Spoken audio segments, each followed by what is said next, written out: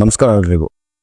So basically ಎಲ್ಲರೂ wait ಮಾಡ್ತಿರ್ತೀರಾ, ಏನಾಯಿತು ಇವತ್ತೊಂದು ಅಪ್ಡೇಟು ಕೋರ್ಟಲ್ಲಿ ಏನಾಯಿತು ಅಂದ್ಬಿಟ್ಟು. ಸೊ ಕೋರ್ಟಲ್ಲಿ ಬಂದ್ಬಿಟ್ಟು ಇವತ್ತು ಹೆಂಗನ್ನೋದಂದರೆ, ನಿಮಗೆ ಅಲ್ಲಿ ಒಂದು ದಿವಸಕ್ಕೆ ಬಂದ್ಬಿಟ್ಟು ಇಷ್ಟು ಕೇಸಸ್ ಅಂತ ಇವತ್ತು ಅಲಾಟ್ ಆಗಿರುತ್ತೆ. ಸೊ ಯಾವುದಾದ್ರೂ ಕೇಸು ಸ್ವಲ್ಪ ಲೆಂತ್ಗೆ ಹೋಗ್ಬಿಡ್ತು ಅಂತ ತಿಳ್ಕೊಳ್ಳಿ, ಮುಂದೆ ಇರೋ ಕೇಸ್ ಬಂದ್ಬಿಟ್ಟು ನೆಕ್ಸ್ಟ್ ಡೇಗೆ ಪುಷ್ ಆನ್ ಆಗುತ್ತೆ. ಸೊ ಅದೇನೇ ಆಗಿರೋದು. ಇವತ್ತು ನಮ್ಮ ಅಪ್ಡೇಟ್ ಏನಂದರೆ 2ನೇ ಡಿಸೆಂಬರ್ಗೆ ನಮ್ಮ ಇದನ್ನು ಆರ್ಡರ್ನ ಬಂದ್ಬಿಟ್ಟು 2ನೇ ದಿವಸಕ್ಕೆ ಪುಷ್ ಆನ್ ಮಾಡಿದ್ದಾರೆ. ಓಕೆನಾ? ಸೊ ಏನಕ್ಕೆ ಪುಷ್ ಔಟ್ ಮಾಡಿದ್ದಾರೆ ಅಂದರೆ ಇದೇ ಕಾರಣ.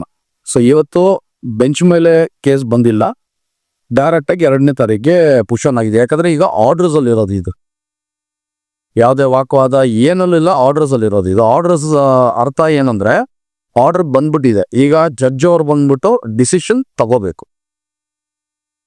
ಜಡ್ಜ್ ಅವ್ರ ಡಿಸಿಷನ್ ತಗೋ ಇದರಲ್ಲಿ ಬಂದ್ಬಿಟ್ಟಿರೋದು. ಓಕೆನಾ? ಸೊ ಇವತ್ತು ಆಗಬೇಕಾಗಿತ್ತು, ಆಗಿಲ್ಲ. 2ನೇ ತಾರೀಕು 2nd ಡಿಸೆಂಬರ್ಗೆ ಪುಷ್ ಆನ್ ಆಗಿದೆ. ಸೊ ಇದೇ ಇವತ್ತೊಂದು ಕೋರ್ಟ್ದು ಅಪ್ಡೇಟು. ನಮಸ್ಕಾರ, ಧನ್ಯವಾದಗಳು.